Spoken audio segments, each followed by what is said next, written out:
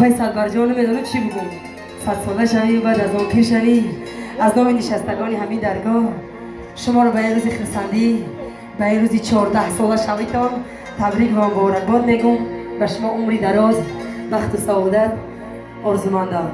و با گفتنی هستم که به این پسرچه‌ای که خدا شما را ارسال داده است، به این پسرچه هم بازم یک تبریک میگم.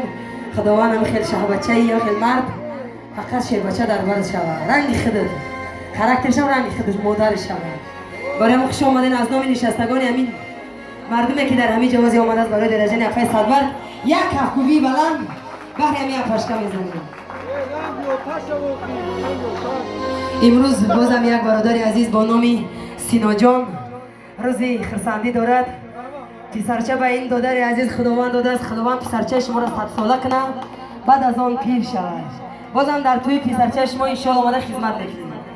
بازم خوش آمدین بانوای مهربان شهر بچه‌های تاجیکستان سربلند باشید. سرقه قدم‌های همه شما سوداهای رقصی، سوداهای عشقی، سوداهای همه طرفا بهر شما زنده باشید، سربلند باشید.